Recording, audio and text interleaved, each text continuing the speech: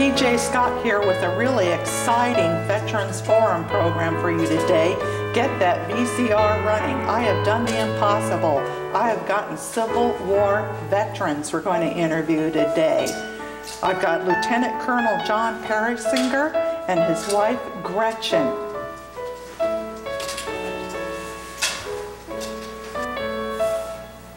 Hi, you know, my audience that has watched me previously knows that I did use my veterans benefits and I did get a college degree. I have a double major in history and geography. And for those of you who need reminding, because I like to kind of teach people too, I can't get that little bug out of my system. April is a big historical month for our United States of America. The Civil War started in April of 1861. It ended in April 1865, and Abraham Lincoln was assassinated that same month. And every April goes by, and I'd like to do something in regard to Civil War veterans.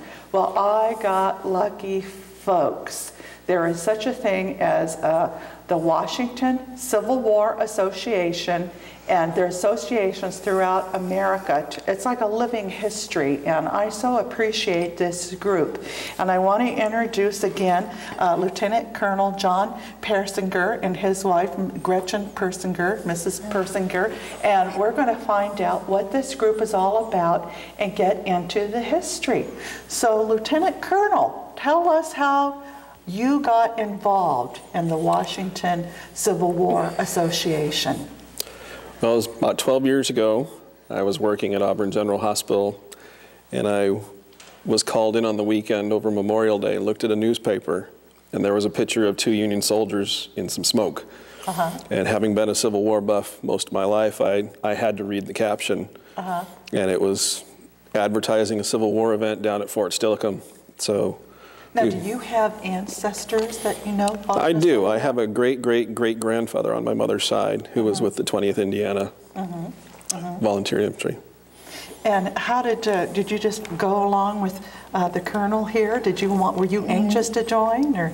We actually met because of the Washington Civil War Association. Oh, so we got a sweetheart love affair here going. Great. I've been interested in the Civil War since 5th grade. Oh, And I found out about reenacting in 1998, and I've been reenacting with the Washington Civil War Association since then. Now, do you have any ancestors that you're aware of?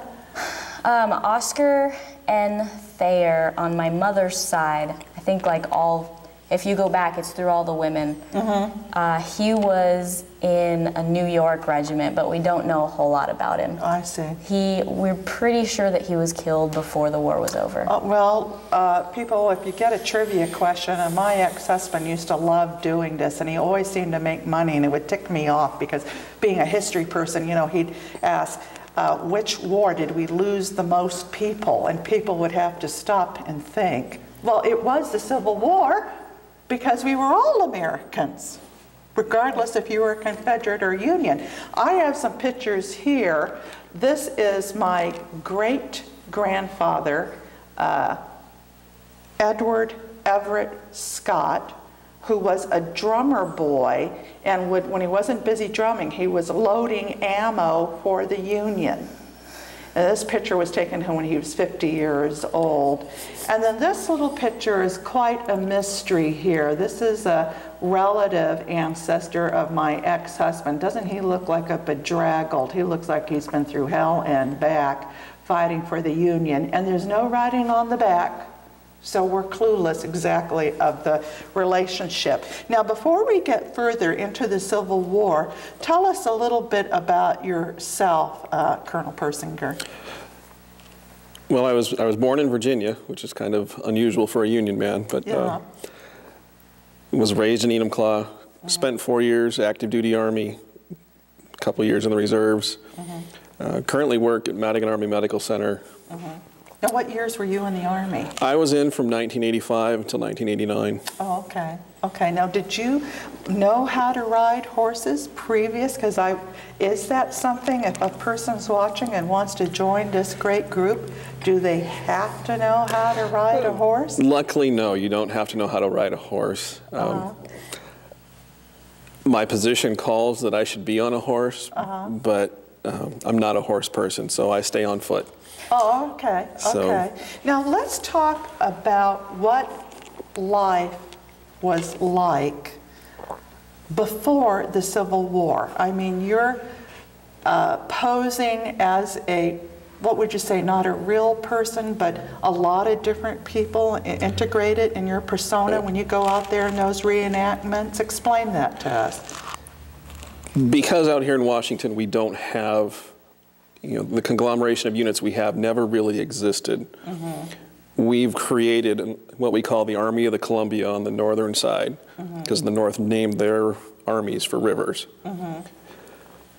So I don't represent an actual person, but what I've done is combined what I know about Joseph Cox from the 20th Indiana and different people that I favor, and just kind of melded them into a nice.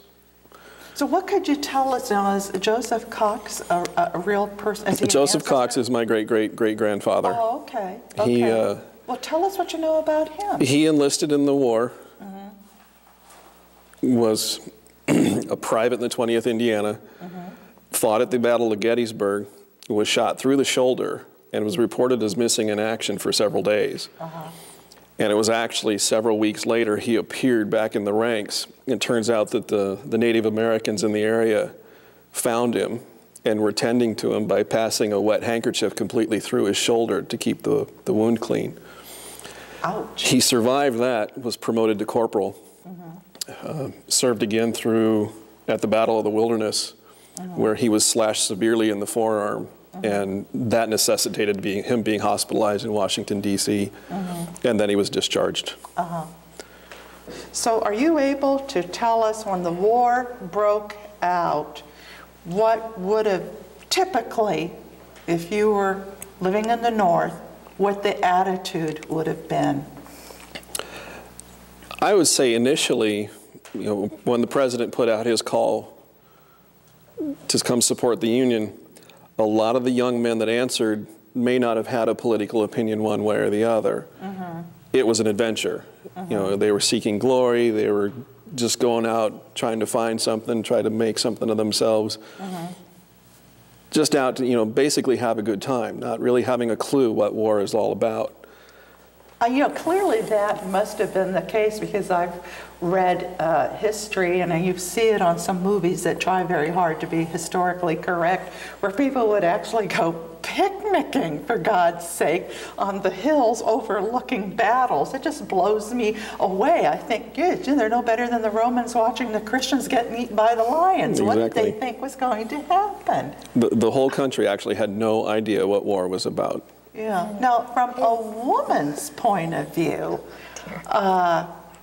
I imagine your attitude might have been a little different. I mean, if your husband goes off and gets killed, you've lost a major breadwinner here. Again, initially, the women were very for it. Many of the women were ashamed if their husband did not immediately go out and enlist.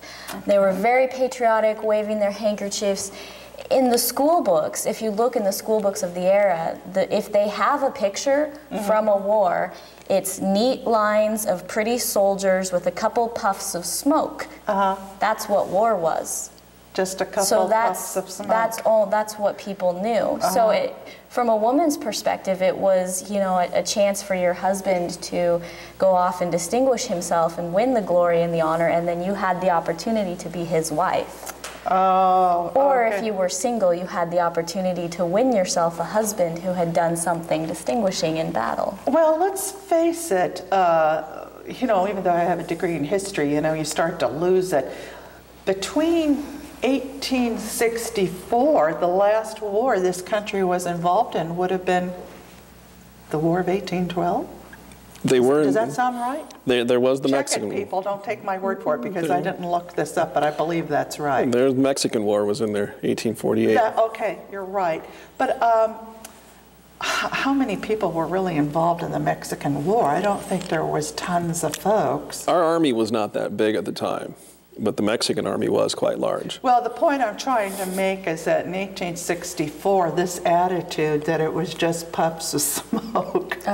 Yeah, The Mexican War was not much. 1861, yeah. Yeah, it was not, it wasn't very bloody from our standpoint. It no. was very far away. Now, how many Civil War reenactments have you been involved in? And where do you tend to go? Obviously, you need a very large park, a very large park. You do need a large park. I would say ballpark, 7,500 acres. We don't like to be shrouded between housing developments. So, right. As far as where I've been and how many, figure anywhere from 6 to 10 over the last 12 years, encompassing Washington, Oregon, California, Virginia, Maryland. Oh, okay. So the Washington Civil War Association doesn't necessarily confine itself to the state? Well, the Washington Civil War Association sponsors events here in Washington. Individual people travel outside to Oregon or to California, all up and down the East Coast, and into Missouri and stuff as well. So the Washington Civil War Association stays in Washington, but the individuals who are members of the club travel all over the nation. Okay, I actually heard of, I always just refer to it as a Civil War Reenactment group, but that was probably not the correct term there. Having come from Fresno, California, that is a huge Civil War reenactment. I've attended some of those, and I can understand why they wouldn't want to buy development. Those cannons actually make a lot of noise. They just don't make puffs of smoke. It's very noisy, and you have horses, and sometimes, most of the time, the horses are pretty good with that, but every once in a while, you get a horse that gets spooked, and you'd better know how to ride that horse and get out of the way if you're on foot. Now tell us, when you joined, did you just say, I want to be colonel, and you got it? I mean, what happened? Give us the process for those that might be interested. I walked up to it was a Memorial Day ceremony, and there was a style of uniform during the Civil War called a Zouave uniform. It was baggy red pants, flashy blue coat with trim on it. Is very, very stylish. And I went over and started talking to them. And this was where now? This was the Fort Steilacoom event. Oh, okay. And the commander looked at me and he said, okay, we've talked long enough. Are you going to join or not? So, bearing in mind that the next tallest Zouave there was about 5'10", they were scrambling to put me into one of their uniforms at 6'3". But they did. They got me in a uniform, and I worked my way up through private, corporal, sergeant, first sergeant, company commander. And since so you have to really work your way up just as you would in any real army. You just don't show up and you're suddenly the general. You don't show up and decide what you want to be, no. There's a lot of effort goes into it. Were you always on the Union side of the fence? No, the Zouave uniform lends itself to playing both sides. Oh, okay. And here in Washington, the Union side is outnumbered, usually 2 to 1 at most events. And since our unit could switch really, really easily, we just changed the flag and we're on the other side. Oh, okay. We always got asked to go play Union, which was cool because in 1999 we were undefeated because when the Confederates were going to win, we fought Confederate. When the Union was going to win, we fought Union. So it was kind of nice. So you're just kind of a turncoat. You'll just fight any old side? Yeah, whoever pays the most. Okay, that's fun. Well, as a matter of fact, correct me, I took a whole semester at the university. It was just Civil War.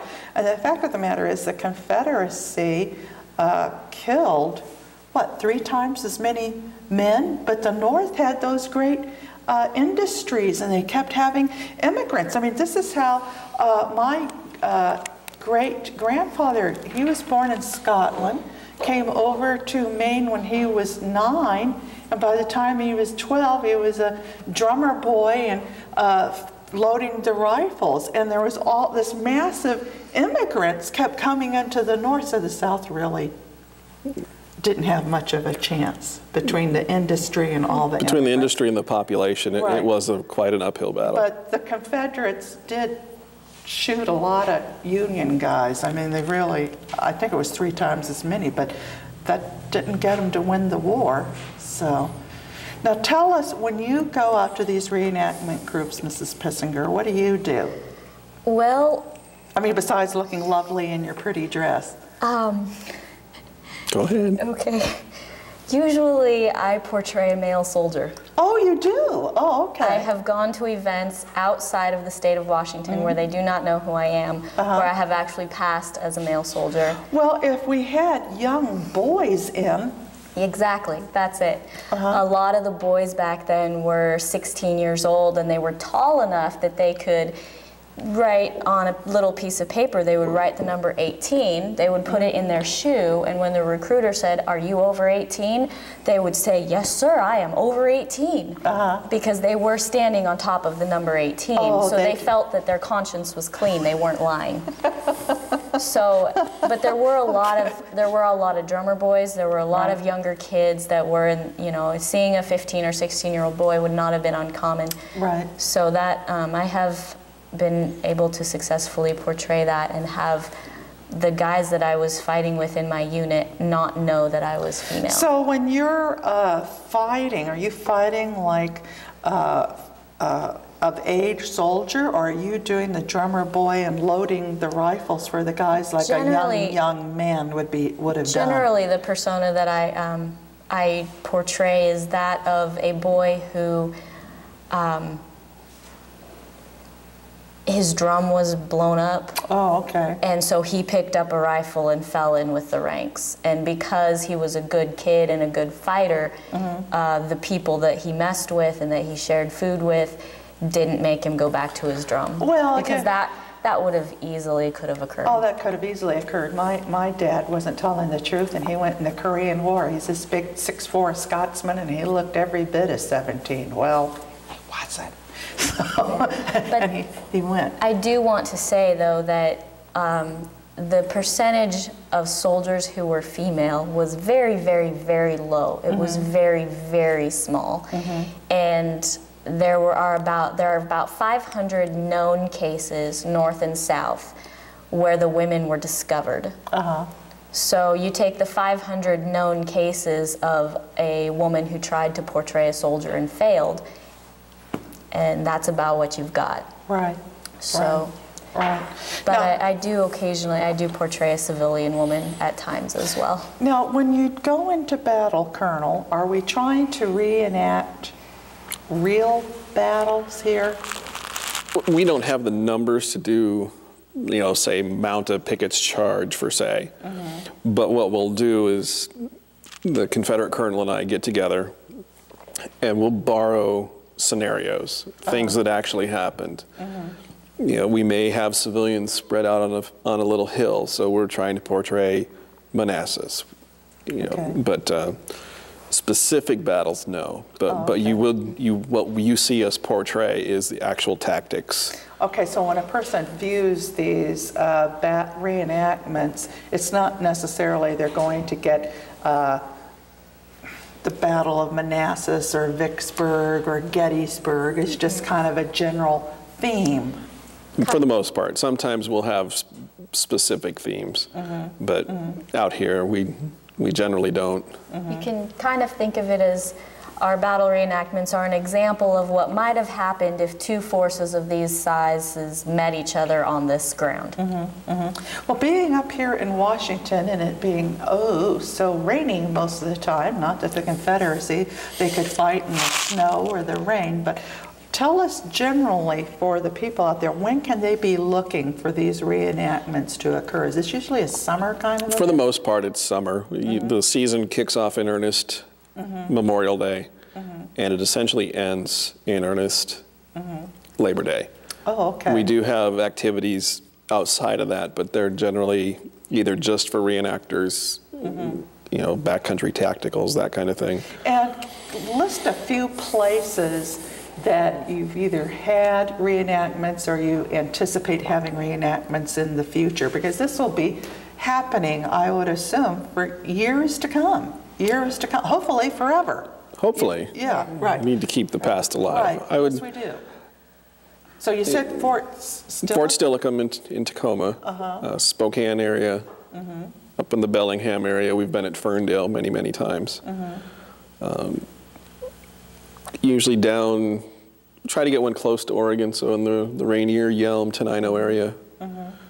So, Now, when you go to these reenactments, it's not just necessarily a battle. Are you camping? I mean, you set up we camp. set up and we camp all, you know, we'll set up Friday and tear down Sunday evening.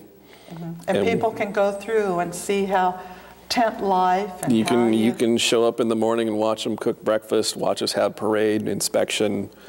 They'll have different activities throughout the day, like pay call, mail call, you know, medical people will come in and do a medical inspection and, you know, find somebody that went into town at night and did something they shouldn't have. You know, folks, when I was visiting Kearney Mansion area in Fresno, where there's a huge reenactment, going through, they didn't call it a mass unit then, but if you survived, oh, Lord Jesus, I mean, it was gruesome. The instruments, they'd had, a lot of people lost limbs, and because of the fear of gangrene, and we didn't have antibiotics, a lot of people lost arms and legs. Oh, it was gruesome, just gruesome. Yeah, if you were wounded back then, your prospect was pretty grim. Pretty hardy. Well, you were talking about what, your great-great-grandfather getting shot clean through? Working at a hospital and reading about his wound, I really wonder how he survived. It's impressive. Now, what is your favorite thing about the reenactment group? I'm going to go with Mrs. Persinger first. My favorite thing about reenacting, I'd love getting dressed up. Well, that is nice. Yeah. I really enjoy sitting around the campfire in the evenings, just singing. There's something about the battles, you can't get that anywhere else. I really enjoy the people, some of the best people you'll ever meet. And it is a really neat thing in the evenings, you know, before everyone has kind of gathered around the campfires to sing or play music. A lot of times we'll have a dance or something, and so it's really nice to be able to do a lot of the ballroom dancing and reels and stuff that we don't do nowadays when we dance. I would be clueless how to do that. Yeah. And they teach you. That's the neat thing, is that you don't have to know before you start reenacting all this stuff. You'll learn a lot of it as you go. So. And what about you, Colonel? I mean, you weren't always a colonel ordering men about. What is your favorite thing? I really enjoy the evening camaraderie, but I like learning and teaching. So we get to go to schools and we get to talk about the Civil War and relay to them and spectators. But in my current position, I also get to teach the different evolutions of drill. And you'll watch a private show up that, you know, the weekend before he barely knew how to hold his rifle.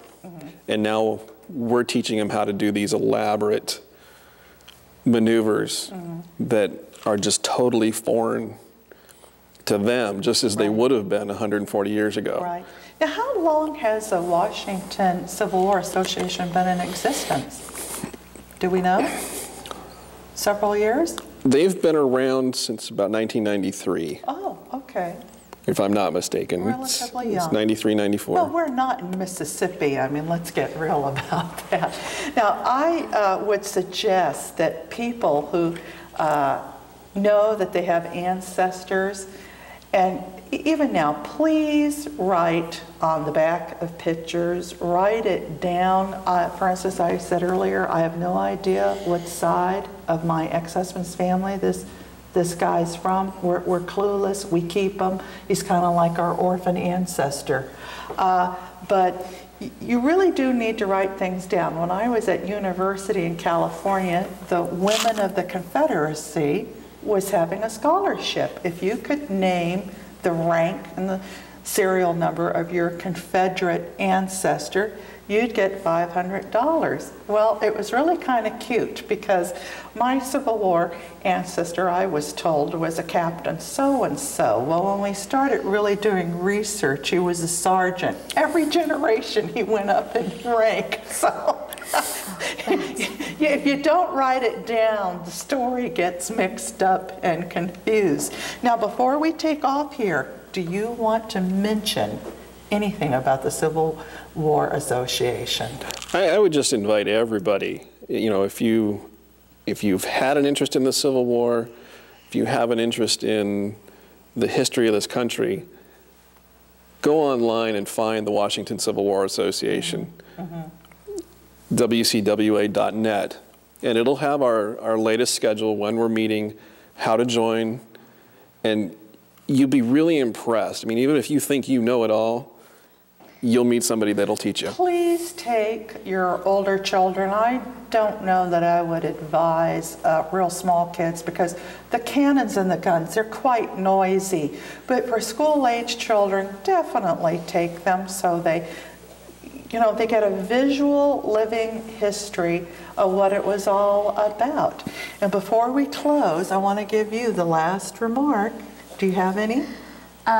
It may sound like it's all about battles and horses and cannons, but there is a lot for the ladies to do. We have a lot of women that portray the Sanitary Commission and some gunboat fairs, and we have very, very active ladies that, some of them will wear the hoop skirts, some of them are washerwomen, and they all have a great time. And it's for the ladies too. It's not all about the soldiers. Well, I have a cousin, Sandy, who is, they didn't call them pharmacists back then. What's the word I'm looking for? Apothecary?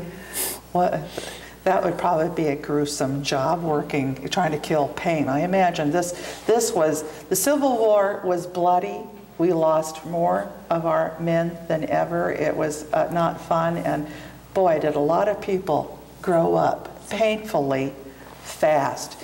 And before we end, I always like to ask you to continue praying, because we are at war now, thank God, not with each other, but we are at war, and we lose men.